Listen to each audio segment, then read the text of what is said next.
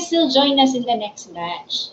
Ayan. Ito po is CQ ang Bataan starting tomorrow. Ayan. Si Letty, good evening po. Ayan. Si Janice, good evening. Hi, Mon. Good evening. Ayan. Tinag na po ang mga ibang mga members. Ayan. So, before we start, kung nabasa niyo na po ang ating announcement, okay, nasa ating pinned announcement to sa ating TBSA Secret Academy group, Facebook group, okay? If you haven't read it yet, run to ko lang, okay? So, ayun nga, what are the things to expect for the upcoming weeks? Okay, first, the TBS team will take a short break, okay? Very short lang naman actually. Actually parang hindi nga break eh. Meron pa rin kasi ginagawa ang ating team. Okay, meron pa rin mga lessons and mga guests na papasok every week. Okay, pero hinay-hinay tayo. Okay, hinay-hinay natin. Okay, in preparation for the new batch.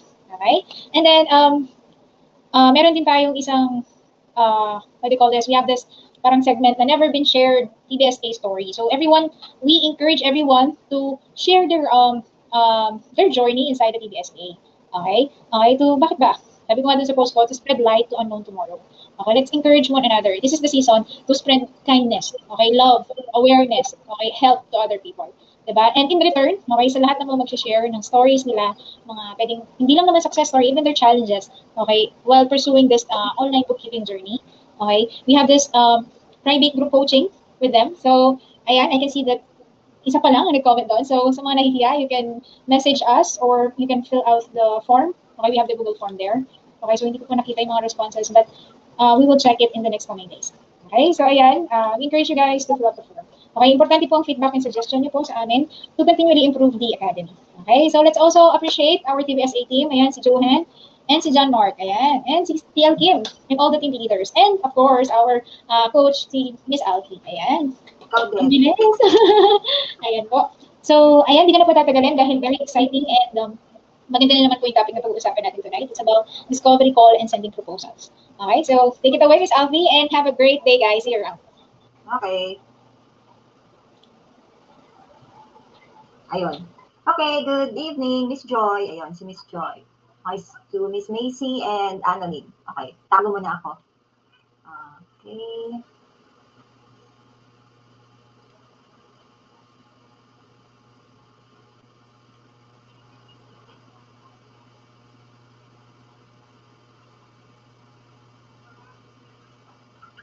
Ayun. Okay, so that's good. So good evening, everyone. So tonight we'll discuss the process on discovery call. Then after that, yung sa proposals natin. Okay? So, so napapansin nyo, nung last week, okay, meron na tayong pinopost na mga tasks, right? Diba?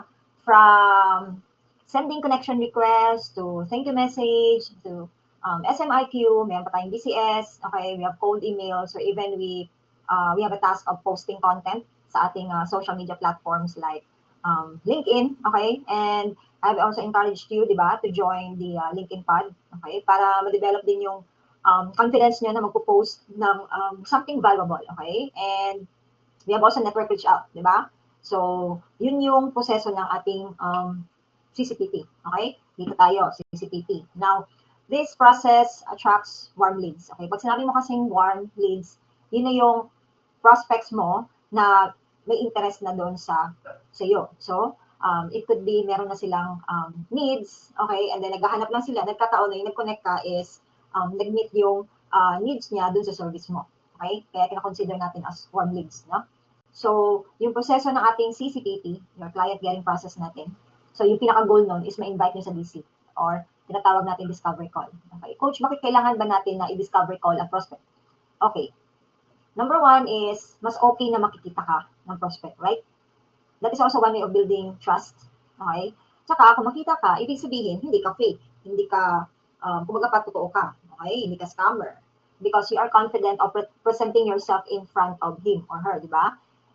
Kumbaga nagbigay ka ng time, nakausapin siya, harapin siya, okay? So, that is the best way, no?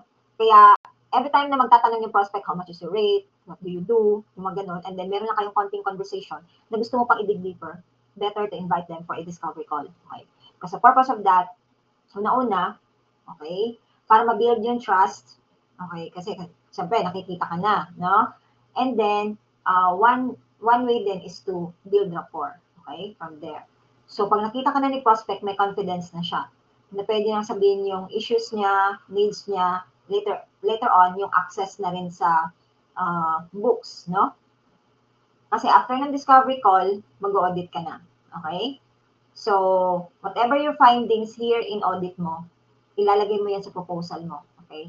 From these findings, you will formulate strategies. So, meron ka ng basehan. Ano yung mga iba pang problema ni client when it comes to books? So, from the findings, ilalagay mo sa proposal, ano yung mga na-discover mo, what could be your recommendations, okay? Ano yung mga strategies mo, then, deliverables mo, tapos, yung pricing na, okay? So, here, sa CCPP process, okay? So, since nasa week 8 na tayo, so pwede na tayo mag-start ng challenge, no? So, sinabihan ko na yung mga team leaders ninyo na gagawin natin yung challenge sa CCPP after na ng ano natin, after yung sa 8-week na coaching para makahabol yung iba, okay? So, let's have a break next week, so the week after the next week, okay? So, para maano nyo yung proseso, okay? Para hindi kayo manibago, may kasabay kayo, kasi iba kasi yung may kasabay kayo, okay? May accountability, okay? Accountability partner or even your groups, okay? So, that's the purpose why we have GCs, why we have teams and our team leaders, okay? So, the goal of the DC, to build rapport. Yan, importante yan. So, sa DC natin, okay, so mapapansin niyo is, ang purpose ng DC natin is build rapport, pero yung pinaka-goal natin, hindi natin siya i-close, okay? So, yung purpose natin is, kumbaga pa, kukunin natin yung basic information, yung mga challenges niya, kasi yun din yung added data natin aside doon sa audit findings later on. Okay. So, on the parts of our discovery call, okay, syempre, mag-ready ka na. Okay. So, if possible, magpa-practice na kayo. Okay. So, minsan, pag makalimutan ko, okay, kasi dalawa kasi yung screen ko. So, may mga times kasi na hindi ko na kumbaga pa, may makalimutan ako. So, in-open ko lang yung script. Yung sa kabilang monitor, naka-open siya. Okay, para at least kung may makalimutan man ako, pwede akong sumilip, okay? Or pwede din kayong mag-ask ng hindi naman masasabi na permission doon kay ano, no? Kay prospect na you will have something to read na while doing your conversation. But at least aware din siya na meron pa rin binabasa. Okay? So pwede niyo 'yung gawin, no? Okay. So for the part 1 ng pag-uusap ninyo, una-una, okay? So introduce mo na sarili mo, okay? And then konting chit-chat lang, no? So, pwede yung pag-usapan konti, yung weather, okay, yung family, ano yung mga nangyari ngayong araw, okay? Pero wag niyo lang pahabain, okay? So, just make it short lang, yung chit-chat niyo, okay? And then, on the part 2, so ikaw na yun ang mag-exert ng effort dito. Ikaw na yung magsasabi, okay, let's start, okay? So, bibigyan mo na siya ngayon ng heads up. Okay, so like this one, I just wanted to let you know that the end of the call, you've gotten clarity and value. Or, pwede mo sabihin na I have few questions, okay, for you, kasi you'll be needing some information about yung kanyang business, okay? And then, from those information, pwede mo sabihin sa kanya na I'll be able to know and decide whether I am a good fit or if both of us can work together, okay? And then, hihingi ka sa kanya ng confirmation. Okay. Kaya minsan, sinasabi natin, sounds good, okay? Mas maganda yung nantayin muna natin yung confirmation niya. Pagka sabi niya ng yes, ayan. Okay? And then, meron namang ibang prospect, madaming sinasabi, okay? Yung iba, nalilis dun sa napag-usapan nyo. Now, pag feel mo na hindi right yung prospect, you can end that call. Okay? Kasi ikaw naman yung ikaw naman yung nag-assert or nag-send yung calendar link and ikaw yung in control sa call. Okay? So, pwede mo siyang i-end. Lalong-lalo na pag feel mo na hindi, kumbaga pa, hindi ganun ka-ayos yung conversation ninyo for prospect or let's say, hindi siya kanyang ka-open up, no? So, mahirapan kang kumuha ng information, then, ayun. So, parang sayang din yung time mo. So, you have the freedom to end that call. Okay? So, on the third part of your conversation, eto na. So, pwede mo na sabihin sa kanya, okay? So, what motivates you to take time out of your day to schedule a call with me? So, parang sinasabi mo, okay? So, parang unang conversation ninyo na para ma-qualify mo siya, okay? So, kumbaga pa, bakit ka nagbigay ng time para kausapin ako? So, there's a sense of urgency. Kasi, meron siya pangailangan eh. Nag-reserve siya ng time para sa iyo. Okay? So, it says here, why me? Okay, bakit kaya ako? Kumbaga pa, nag-reserve ka talaga ng time para mag-usap tayo. Okay? And then from there, you you start asking na, okay? Yung pains and challenges. So it's all about understanding their business and assets. So actually, this is the most important part kasi this could be the basis, okay? Yung bang may first-hand data ka na, ano yung mga possibilities na maitulong mo dun sa problema niya pag once na alam mo. Okay? So, by asking those questions, pwede mo na siyang partially ma-evaluate, parang okay to. Parang sakto to sa akin na pwede ko siyang matulungan. Okay? Parang meron ka ng assessment. Okay? From here. So, eto sa problem you're currently facing, ayun, magsasalita na siya. So, ang gagawin mo lang is makikinig ka lang. Okay? So, listener ka lang dito, no? Okay? And then, if possible, mag-jot down ka. Ako naman, ang ginagawa ko is, kahit na-record namin yung conversation namin, nag-jot down pa rin ako. Kasi iba kasi yung naisusulat mo, okay? Mas nare-retain yun sa isip mo, no? Pag naisulat mo siya, okay? And then, mas maganda kasi na you ask pa more about dun sa problems niya. That's why we have some questions here, okay? So, kung si prospect naman, like I said, kung hesitant naman siya na magsasabi ng kanyang issues, so, what more pa? Kumbaga pa, ano pang dahilan bakit pa siya magano? Kumbaga bakit pa kayo mag-uusap, right? So, 'yun, ang maganda, i-end niyo na lang yung call, okay? Kasi sayang din yung time kung hindi man siya gano'n ka-open. Kasi mahirapan ka din later on pag mag-work na kayo, okay?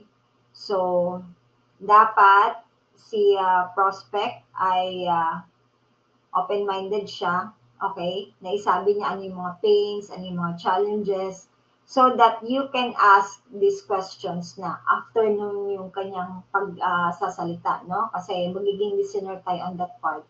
Then here, we will be asking starting questions na yung mga uh, how many years, okay? Has your business operated? Okay, or you can ask questions like, have you had a bookkeeper before? And another one is average monthly transactions. Okay, so that's very important.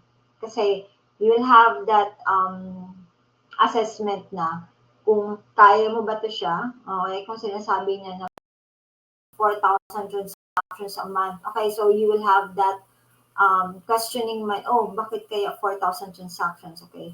So, you'll be asking na, is your business an e-commerce? Okay, yun. So, mas maganda, isa sa mga questions dito, okay, lagi nating tinatanong yung monthly transactions, okay, or number of monthly transactions. And if possible, when you ask this one, magsasuggest ka, okay? Kasi hindi na yan sila makapag-isip eh. Can you tell me how what is the average number of your monthly transactions? So, pag gano'n yung tanong mo, mapag-isip siya. Kumbaga pa, mahihirapan siya. If, kung ang tendency mo is magsasuggest ka, okay, prospect, are your transactions less than 100 or more than 50? Or more than 100, less than 150. So at least you have already suggested, no? Yung ganun na options. So, mabilis na siya yung mag-reply, okay? So, kung magtatanong tayo ng mga monthly transactions, beta masasabi mo na less than 50, or more than 50 less than 100, or less than 150 or less than 200, okay? Para makasagot agad siya. Kasi yun naman ang habol natin sa kanya, right? Okay. And another one is, you will also ask yung gross revenue niya, let's say last year, okay? Yearly revenue niya, okay? Kasi pwede mo siya maging assessment mo later on sa pricing mo, no? Okay. And then, yeah, another one is kung ilang bank accounts or credit cards. Okay, so kailangan yan. Kailangan natin tanungin kung ilang bank accounts or credit cards, no? Kasi alam nyo guys, ganito kasi yan. Yung ibang prospect, hindi nila yan sinasabi ng totoo. Okay? Pagdating nyo na doon sa audit, magtaka kayo. Uy, bakit sabi niya dalawa, tapos dito pala sa books na is 5? Okay? So, merong ganun din na prospect na hindi niya na maisabi lahat. Okay? So, kaya nga mas maganda na mag-check ka pa rin, mag-diagnose ka rin ng books after your discovery call. Okay? So, in asking bank accounts or credit cards, the next question is, do you tend to mix your business with personal transactions? Okay? Always ask that so that you will have an idea na, okay, if, kumbaga pa, medyo challenging ba yung gagawin mong clean up, no? Doon sa books niya. Kasi karamihan sa mga, let's say in US, parang normal yan sa kanila na i-mix yung business with personal expenses. Kasi most of the time, I always encounter with clients, no? Doing that. Kasi parang normal yan sa kanila na mini-mix. So, give emphasis din yung reason kung bakit hindi dapat nila i-mix yung personal with business transactions kasi mahirapan din yan sila when it comes to pag-audit na yan sa IRS. Tapos kung makita pala na ganito pala yung personal expenses nila or personal transactions nila, edi mahalongkat pa. Okay? So, always ask for that, no? Mixing their personal with business transactions aside from the monthly number of monthly transactions, the gross revenue, how many bank accounts and credit cards, okay? Or if it's Amazon, what could be the payment gateways? Yan, pwede nyo yan tanungin. So, payment gateways yung ginagamit nila dun sa mga customer para magbayad sa kanila. So, are they using Amazon Pay, Shopify Pay, or PayPal? Yan. So, at least ikaw aware ka na, no? So, makapag-isip na, yung utak mo, maglalaro na yun, okay, so, posible, ganito pala yung pwede kong gawin. So, pwede ko siyang matulungan. So, by getting those information, makakatulong na yun sa pag-assess mo regarding dun sa project. Okay, so you can also ask, have you done reconciliation with your books before? Or let's say, kung alam mo na e-commerce siya, okay, also ask if they have inventory apps used, ganyan. Okay, when was the last time you filed the tax? Okay, or do they have any cash flow issues? Okay, so eto, yung accounts payable, accounts receivable ba, updated ba siya? Or then after asking these questions, no, baka ngayon meron din silang pwede na itanong sa'yo. Then you should also ask from that, no? So, do you have also any concerns from your end? Okay? So, mas maganda yung magkakabalikan kayo ng information. Okay? Aside from asking those questions. Okay. So, here, dito sa part 5, parang kumbaga parang tinatanong mo si client, ano yung posible niyang expectations, no? Ano yung ideal niya na setup or expectations regarding sa ganito, okay? So, parang binivision mo sa kanya. So, like this one, if you're having this discussion a year from today and you're looking back over the year, what has to have happened for you? So, it's like asking him, what could be his expectations if ever ma-push through ninyo itong project? So, pwede na sabihin na, I'm expecting that my expenses will be allocated per customer, okay? Kung ang goal niya is i-allocate yung expenses per project per customer. Okay, kung yun yung expectation niya. So, mas maganda na tatanungin mo sa kanya expectation. I expect that my bookkeeper will be able to submit my reports, let's say, kung July, cut off na submission ng report is on the 5th day of the next month, okay, of the succeeding month, let's say August 5, magsasubmit na ng report, mga ganon. And together with the bank reconciliation, I expect na yung invoicing ko, okay, on time, and then as well as the collections, okay, mas maganda yung tatanungin mo rin sa kanya. Ano yung mga expectations niya, okay? Kasi syempre, meron na siyang nakikitang problema na encounter niya doon sa business niya in terms of bookkeeping. So, what could be his expectation? Okay, yung gusto niya, no? Okay, so it's like asking for end results. Ayan. So, ito yun na part. Okay. On the part 6 naman, so, kumbaga pa, parang sinasabi mo dito na here, parang nire-review mo lang yung sinabi niya nung una. Okay? So, parang sinasabi mo lang, okay, okay, Ella, you mentioned that you have this problem with your bookkeeper, okay, and that you're about to submit your what do you call this one, to file tax this month of September, and that your books are messy, that you want your books to be cleaned up, okay? So, I guess, ganyan. Tapos, you can insert your partial diagnosis, okay? And then, after that, pagdating dito sa part 7, tatanungin mo rin siya, okay? Based dun sa mga problems na sinabi niya, meron ba siyang ginawang effort, okay? Or nag-initiate ba sila ng solutions, okay? So, have you tried something to fix this one? Okay? So, ayun. Kung sinabi niya na yes, okay, the next question will be, ano naman yung ginawa niya? Okay? Para ma-fix yung problem. Para makita mo rin na kung si prospect ba ay, syempre, pwede niyang sagutin, ay, hindi ko yan napansin. Actually, late ko na lang yan nalaman. Kasi wala kasi akong time, dahil busy ako sa business ko, nakafocus ako sa marketing, ganyan-ganyan. So, dun na part, makikita mo talaga na wala na talagang time si prospect.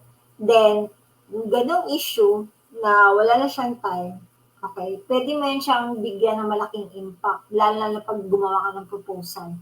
Kasi, to the point na wala na siyang time, okay? So, malaking edge yan sa part mo as a bookkeeper na i-unload mo yung burden niya na hindi niya na magagawa yung DIY bookkeeping or yung bookkeeper niya mismo na hindi nakapaggawa ng report na ikaw mismo, kaya mong ibigay yung ganun na service, okay? We have timely and accurate submission of report, okay? So, ayan, halimbawa, if they hired someone, okay, so pwede mo tanungin ano yung past performance ng bookkeeper. Okay, so pwede mo siyang, kasi pamagitan nito, this will serve as your benchmark. So, meron ka ring basis, no? Okay. So, for the part 8, so after asking those questions regarding kung na-fix ba nila yung sa problema nila. Okay? So, whatever the response, makinig lang tayo. Okay? So, just take note. And then, after that one, it's about to, about to close na tayo yung call natin. Okay? So, i-review mo, ulitin mo lang, okay? I see, Ella, that ganito. Yung mga pinasasabi niya, sabihin mo lang ulit. Okay? I-reiterate mo lang siya. Okay? So, sinasabi dito, thanks for sharing all those valuable details with me, and I'm really glad to talk with you. So, after nyan, sabihin mo na ano yung mga posible mong gagawin. Okay? So, you'll be asking for the access of his books, no? Could be QuickBooks, Xero, kung ano ba yan, para mag-perform ka ng audit walkthrough regarding sa books niya para malaman mo kanong status.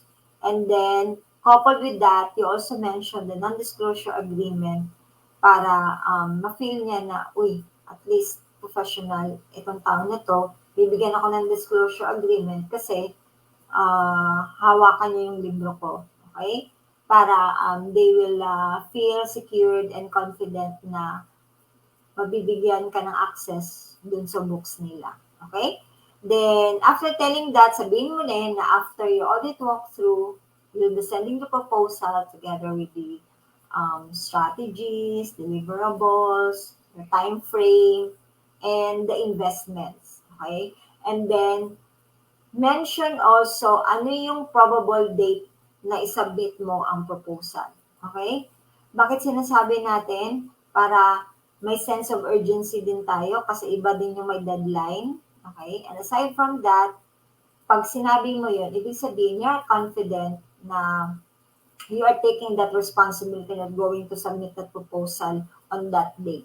Okay? Kaya sasabihin natin, okay, client, after 2 days, I'm going to send the proposal. Okay? And then with all the deliverables, the strategies, the time frame, and the investment. Okay? And then, ayun. So, okay na yun. So, after nun, bye-bye ka na. Okay? Kung meron pa bang... So, before ending that conversation, so, tanungin mo rin si prospect. Baka meron pa siyang, meron siyang questions. Okay? So, kaya nga sinasabi na how does that sound? Okay, so, ayan. Then after that, you end mo na yung, yung call. Okay? So, here, etong style na discovery call nito, hindi mo na tayo nagpo-close dito. Okay? So, hindi mo na natin yung kino-close yung sale, yung magbibigay na tayo ng pricing. Kasi dadaan pa tayo ng audit walkthrough. Okay, so, kumbaga pa, gagawin muna natin yon kasi isa yun sa magiging basis natin sa paggawa ng ating proposal. Okay? So, after your discovery call, yan, hihingi ka na ng access kay client dun sa books niya. Ma-zero ba yan? Ma-QuickBooks ba yan? Para maipasok mo na yung books and then you perform your audit walkthrough na. Okay? Mag-diagnose ka na ng books niya. Okay? So, may binigay ako. Kailan ba yan? This week lang ata. Okay? So, ano yung pwede mong i-check dun sa books niya? So, yung sa bank accounts, okay? Na-reconcile ba? Kailan ba yung last reconciliation niya? Meron ba mga old unclear transactions? Okay? So, kung mababrowse ninyo yung, yung checklist, no? So, may nakalagay doon. Meron ba mga abnormal balances? Okay? So, i-note ninyo. Halimbawa, si accounts payable, negative 10,000. Mga ganon. Naka-open, close parenthesis siya. Okay? Normal balances, same with kung may makita ka doon sa profit and loss, ang office supplies, naka-negative 5,000, mga ganon. Okay. So, you note also those findings kasi ilalagay niyo yun siya sa proposal. Okay. So, here, sa DC natin, we are not closing any sale yet. Okay? So, ang purpose na natin, kunin na natin yung pains, i-diagnose muna natin siya kasi nakakuha na tayo ng information, no? Based dun sa questions natin, right? And then, pwede na tayo makagawa ng recommendations after audit and then after creating yung proposal natin. So, sa DC, it's more on the listening side tayo. Okay? So, si prospect, kumbaga pa, siya yung nagsasabi ng mga problema niya, tayo, nakikinig lang tayo doon. Okay? So, be a listener. Tapos kung magsasalita si prospect, huwag niyong singitan. Hayaan mo lang muna siya magsalita. Okay? So, it's also a sign of courtesy. Hayaan mo muna siya na mag-share sa side niya. Okay? So, pag okay na siya, ikaw na naman yung magsasalita. Okay? So, take note mo yung issues niya. Okay? And then, Baka ngayon, may pa pala siyang ibang concern, hindi lang pala sa books. No? So, be a listener pagdating sa discovery call. Then you perform na the audit, ask for the access, then check the books, tapos note ninyo yung findings. Okay? So, para makita nyo, baka mayroon pa palang ibang problema yung books, okay, yung mga hindi niya pa na-mention, tapos nung chinek mo, sabi niya 3 bank accounts, tapos dito pala sa books niya, 5. Okay? 2 credit cards, pagdating doon sa book, 3. Okay? So, may mga ganun, no? So, mas maganda, i-diagnose nyo muna ang books kasi that will be your basis, yung workload nyo plus yung pricing niyo. Kaya importante na i-check nyo muna yung books. Okay? So, kung may makatanggap kayo na magtatanong, how much is your rate? Okay. Kung sasagot tayo nang wala tayong pagbasehan, mahirap, right? Kung mahirap yung, okay, $10 per hour. Now, anong basis mo? Bakit mo sasabi na $10 yan per hour? Na hindi mo pa alam kung ano yung workload or yung project na gagawin mo doon kay client. Kaya nga, pag magtatanong sa inyo ng rate per hour, okay, or kung ano ba yung mga services nyo, marami pa silang tinatanong, invite them for a discovery call. Okay? Para, one way for that is, medyo malihis yung attention nila sa pagtatanong regarding your rate per hour mo. Okay? Tapos, aside from that, mas tataas pa yung credibility mo kasi nakikita ka nila. Okay? So, after the audit, then it's time for us to create our proposal na. So, mag-proposal na. So, gagawa ka na ngayon ng proposal. Okay. Sa proposal natin, yung una-una natin doon is mag-create tayo ng introduction. So, parang sinasabi mo muna na kumbaga nagkaroon tayo ng discovery call last week, that you mentioned na you have this issue with your bookkeeper, that your books are in a mess, ganyan. So, yun ang ilalagay mo sa intro, no? Parang pinapaalala mo sa kanya na meron kayong pinag-usapan last week. Okay? So, para ma-identify ka, tama pala, nag-usap pala kami last week. Tama. So, parang pinaparecall mo sa kanya. Okay? So, kalagay dito, business owners usually feel that they are being pitched at all times. So, the last thing that you want to happen for them is to let them think and look at your proposal and say, who is this guy again? Okay?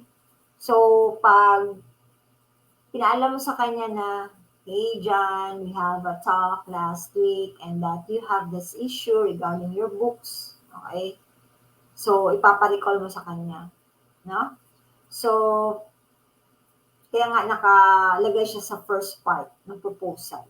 No? Para hindi din yung sayang yung gawin ng proposal tapos magsasabi siya, sino nga to? Okay? Di ba?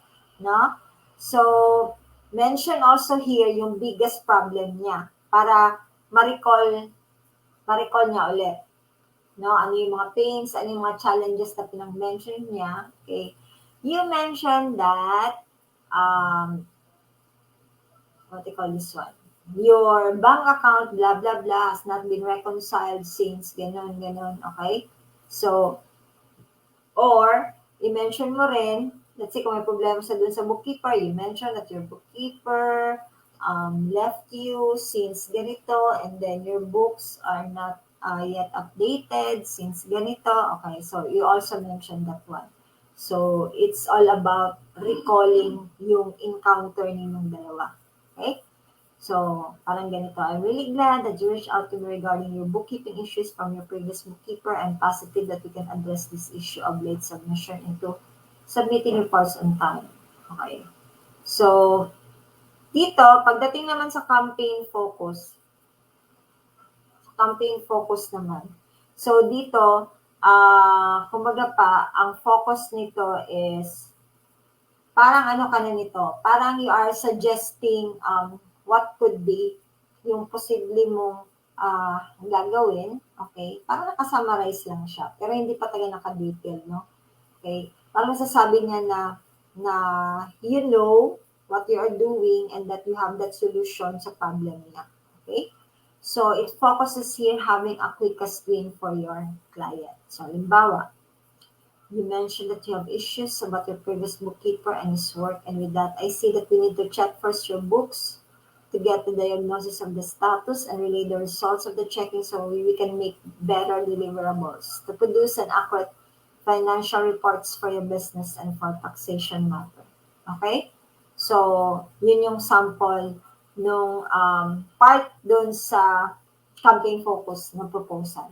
Now, on part 3, okay, eto na, insert na natin yung findings mo doon sa audit mo. Okay?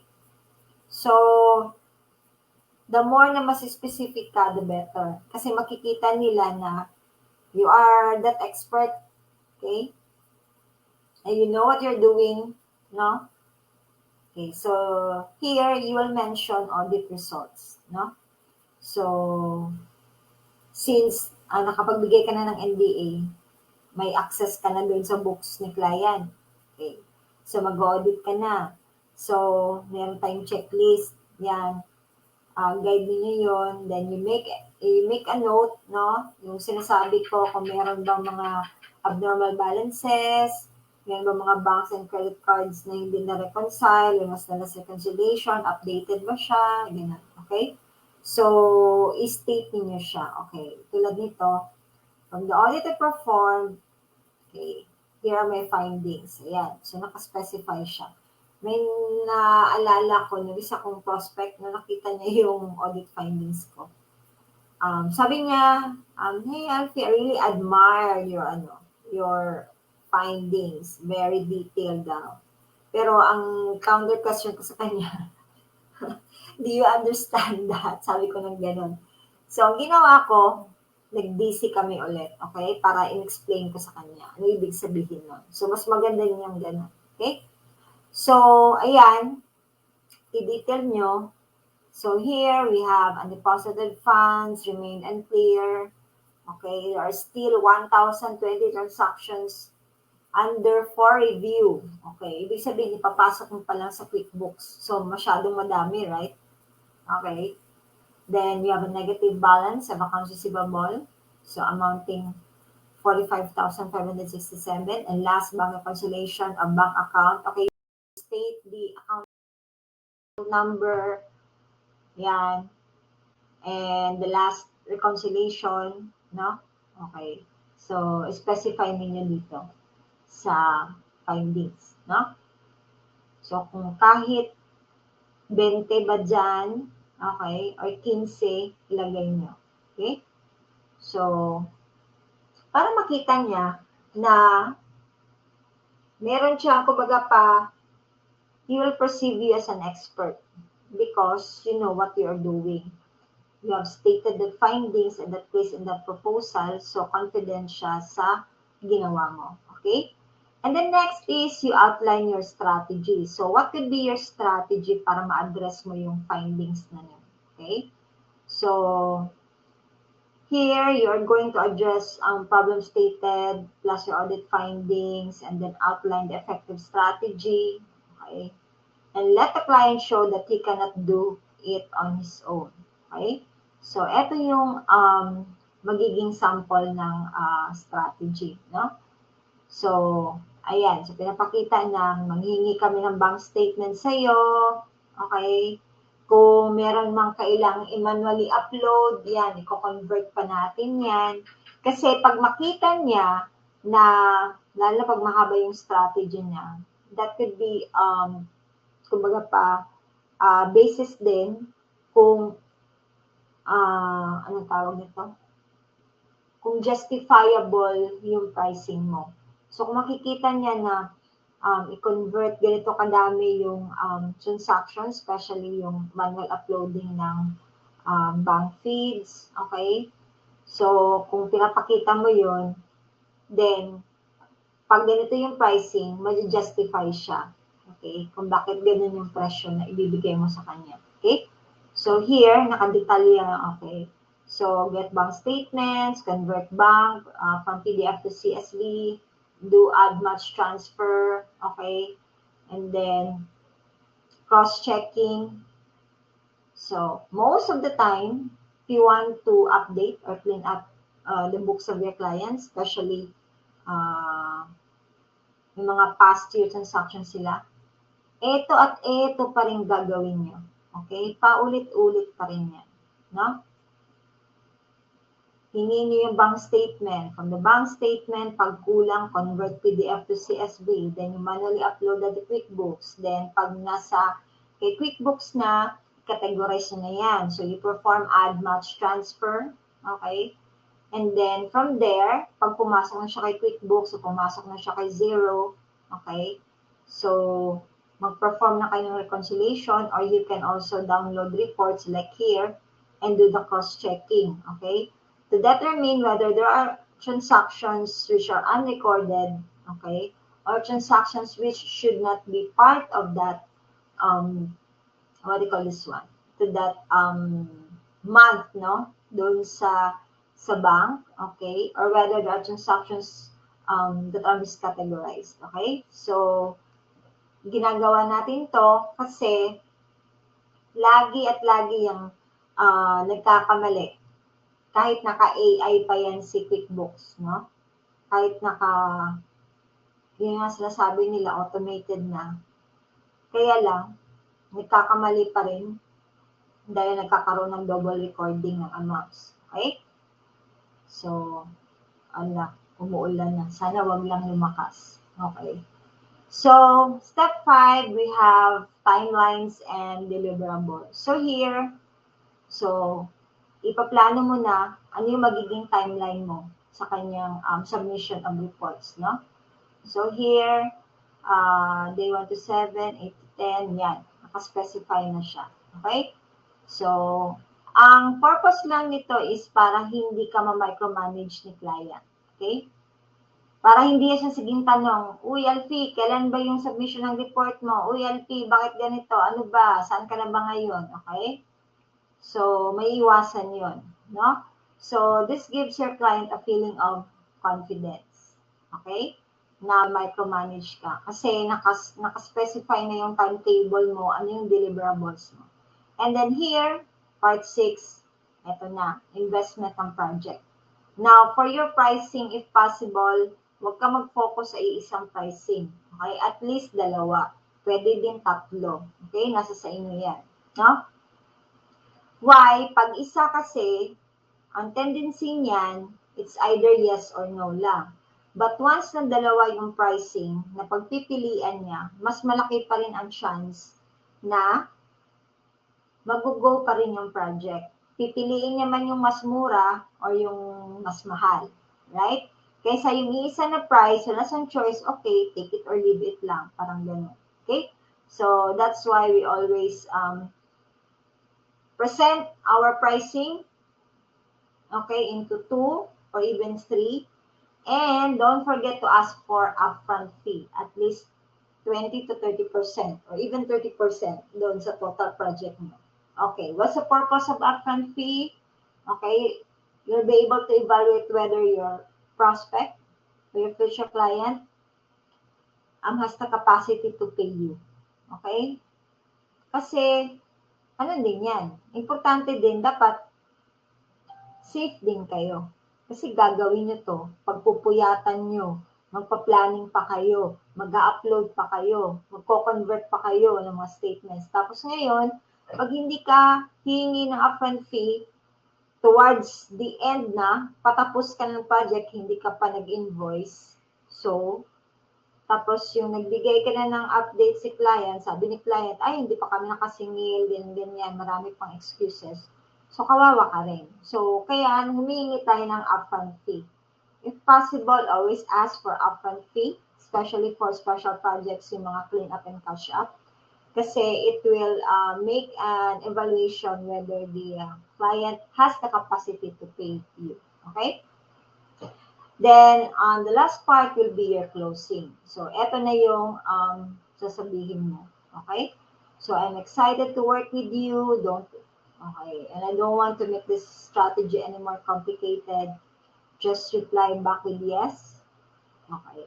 So if they say no, then you ask why. Okay? Tanungin nyo, bakit no? Okay? Kasi mas maganda na alam nyo rin anong dahilan bakit nag-no sila. And don't forget to ask for referrals kahit mag-no pa sila. Okay? Ask them na if they know someone who needs help. Okay? Para hindi ka din, ano tawag nito? Parang, kumbaga pa, meron ka pa rin makukuha. Okay? Kahit mag-no man lang sila. Okay? Ay, nako, umulan na. So, here, it's still a win situation for you. Okay? Asking for referrals. If possible, always ask for referrals, guys, kasi ito yung pinakamadaling gagawin nyo na magkaroon kayo ng clients. Okay? Oh, okay. So, eto nakalagay, you've got to learn the process. Okay? Ask for referral. And then, kung mag-no man lang sila, baka yung binigay na referral sa iyo, yun pa yung magiging next client mo. Okay? So, yung mga rejection, okay lang yan. Part lang yan sa process. Okay? So, the more rejections, mas mahahasa kayo. Okay?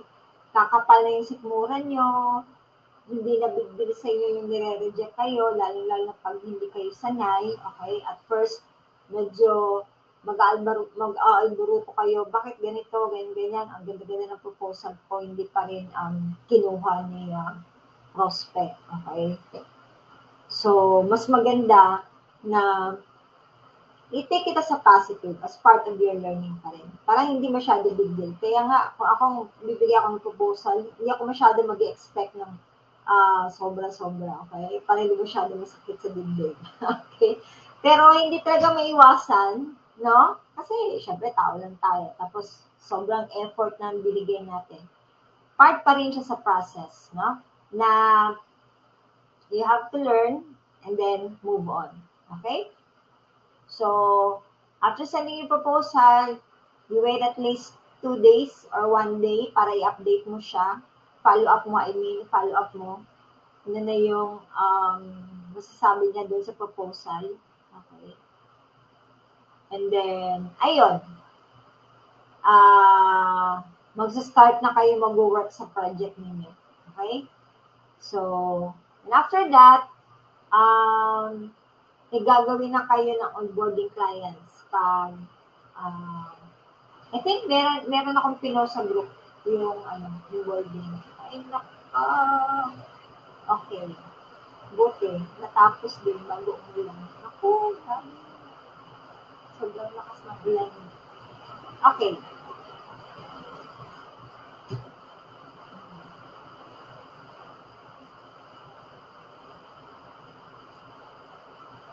Okay, that's it. May question tayo. Sige, mag-antay tayo ng question. Uy, nakaano ata yung cam ko. Sige. Pati ang internet nag-freeze. Dito ata nalipat sa amin yung ulan. Okay. So, any questions, guys? Sige, question tayo.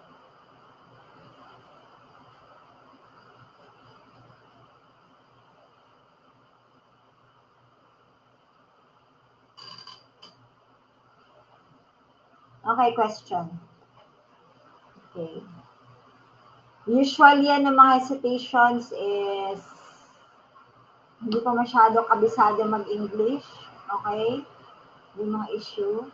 Balik po, paid yung audit findings. Yes, you can also ask for paid audit, no? Meron tayong, meron tayong process dun sa guide natin. So, since etong proseso natin, hindi to siya paid audit. Kasi pag paid audit to, during discovery call, okay, di ba, hingi na tayo ng information kay prospect, right? Yung mga questions natin. And then, after nun, nagsasabi ka na I usually charge, kumbaga pa, sabihin mo na magpa-perform ka muna ng audit, and then I usually charge this audit like $300 or $500. Okay. Tapos sabihin mo sa kanya kung okay ba na magbayad siya. So, that will be time na paid yung audit. Okay. Otherwise, pag hindi, yung usual process natin, ito yung susundin mo. Okay? Kasi si paid audit, medyo advanced na yan siya.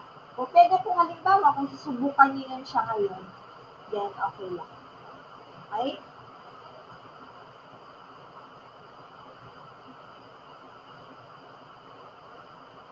Ito yung process natin, hindi pa to siya paid. Okay? Kasi wala nang tayong mention na dun sa script. Kasi advanced level na yung yung isa natin na process yung paid audit. Okay? Pero kung halimbawa, kung gusto niyo subukan agad. So, why not, di ba? Actually, question mo lang, then sabihin mo lang sa kanya na you perform audit first, okay, and that you will be asking for fees, and that give him idea na usually nag-charge ka ng $300 or $500 with this audit. Okay? So, are you going to proceed with that? Okay, yun yung magiging next question mo. Okay? Yes, we have a certificate from TBSA, but first is, meron tayong requirements na i-accomplish mo muna bago ko mo makuha yung certificate. Okay? Course na naging bang sa accounting. Yes, Miss Joy, possible. Okay, invite pa rin sa Discovery Call. Okay?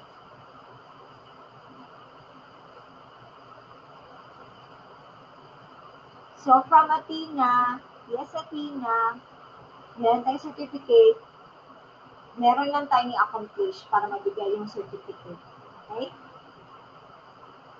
So, for Diana is, okay. Let's say, bigyan ka ng access ni client ngayon. Okay? After ng access, mag-audit ka na. After ng audit, meron ka ng findings. Ang pinakamatagal niyan is 2 days. Okay? Bago mo ma-send yung proposal. If possible, sa BC ninyo, i-mention mo na, Ms. Diana, ano yung possible date na isubmit mo yung proposal para ikaw mismo makapag-set na ka ng deadline. Okay?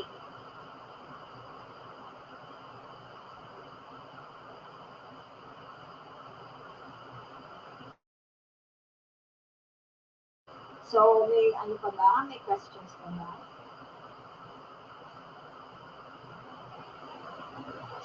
Okay. Si Mark. Okay, si Mark. Ayun. Sige. How do you stay positive kahit napakadami na ng rejections? Part naman talaga kasi ang rejections eh. Diba? Baga pa, kung puro yan no, isipin mo, kasunod yan is magiging yes na. Okay? So, lagi lang tayo positibo, Mark, no? Kasi kumbaga pa, sinasabi nila habang may buhay ng pag-asa, no? So, fighting lang, kumbaga pa. Siyempre, learning journey natin to, okay? Part yan sa proseso natin. Pag once kasi na, kumbaga pa, nasanay ka na, hindi na yan magiging big deal sa'yo. Hindi na yan masakit sa puso mo. Okay? Tanggapin yung rejection. And then, with that rejection, you evaluate yourself. Meron ba akong kulang sa ginawa ko? Meron ba akong dapat na i-improve? Yun dapat yung maging reaction natin. Hindi dahil sa, na-reject na naman ako, ayoko na, masakit na sa card. Ganun. Okay? So, pag na-reject ka, assess mo, may kulang ba sa ginawa ko, sa sinabi ko? May kailangan ba akong improve? Okay. So, ganun dapat yung ating, anong tawag ito? Yung assessment natin, evaluation. So, sa umpisa lang yan, Mark, pag masanay ka na, hanggang, kumbaga pa, huwag kayong mag-stop hanggat makuha nyo, makaklose kayo ng client. Okay?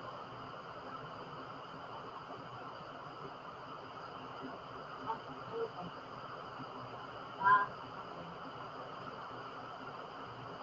issue.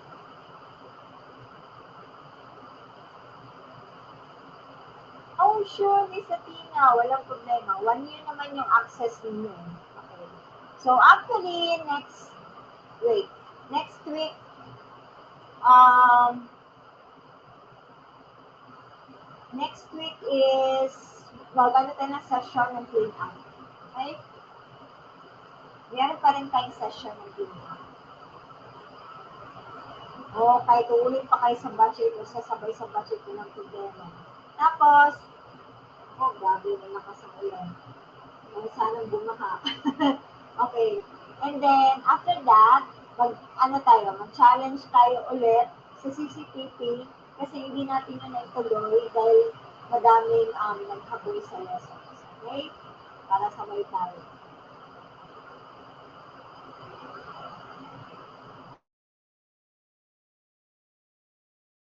Sige, post kayo ng questions.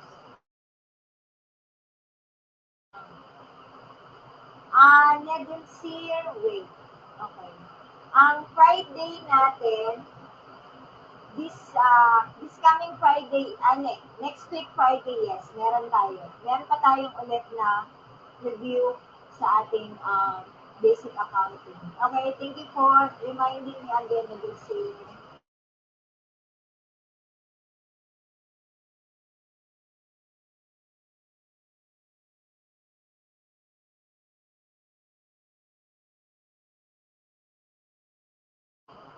yung question mo, Miss Joy, mas okay na merong activity, no? Para hindi din sayang yung effort natin. Okay, pagpapanik natin sa LinkedIn, no? Possible, merong activity si Toso.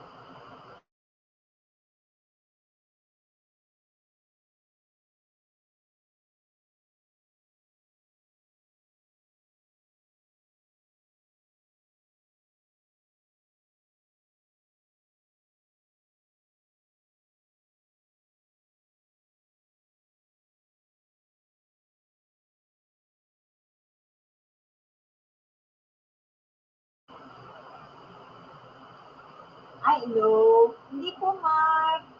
No, continue pa rin yan. Facebook nyo, membership site.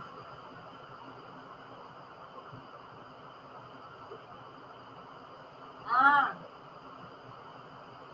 Miss Virginia. Wait, hanapin natin yon. Sige, i-post natin ulit sa sa Facebook group na Tambakan tayo. Para makita ng lahat paano makuha yung certificate. Okay? Yan na natin yun. Uh, I-pin-post natin.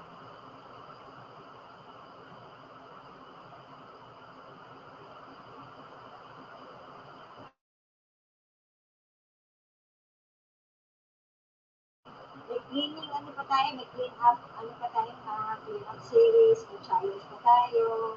Okay.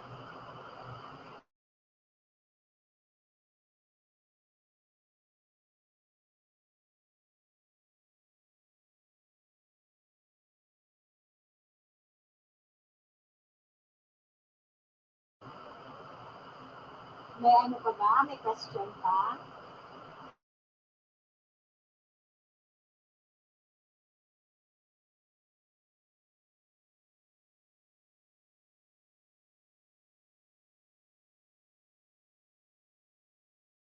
Okay na ba tayo, guys?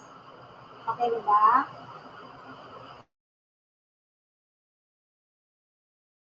Hindi kasi ako masyado. Miss Virginia, huwag ka mag-alala. I-post natin sa Monday, ha? Ulitin natin, i-post natin yung regarding sa certificate sa TBSA, okay? No worries. Ayun, nag-thank you naman si Julie. Baka bahay na kami, lakas ng ulan. Okay. Stay safe, everyone. Okay, so, I think, nag-upisa na ata ang lockdown, no? So, ingat-ingat lang po tayo. Now, next week, okay, so, meron pa yung coaching session sa akin, ha? Okay, basic accounting and clean up. Yes, yun, bilis daw. Oo, mabilis nga eh. Okay, part of clean up process. Then, we'll start with the challenge the week after next week na. Okay? Oh, yun na. Naririnig niyo na siguro, dala kamay. Okay. Okay, thank you, Marian. Thank you, Maricel. Ayan. Sige, kita pa rin tayo next week. Okay, ha? So, may clean-up series tayo. And then, yun, may ano pa ako sa basic accounting then. We'll start with the challenge sa CCTV na. Okay? Okay, ingat-ingat din. God bless. Sige. Ang grabe sa mga kasi. Maulan ba sa inyo?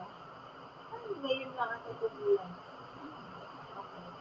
Okay, guys. Bye-bye. Kita na tayo next week. Okay, for kay Miss Virginia, yan, i-post ko yan, ha?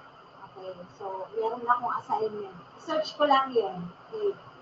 Tapos, i-post ko lang yung regarding sa certificate ng PBSA. Okay. And then, nag-clean up series tayo, no? Para tuloy-tuloy plus yung challenge to it after the next week. Okay? Okay. Bye-bye. Good night. Sa mga hindi pa nakapag-dinner, mag-dinner na. Okay? Ingat-ingat po.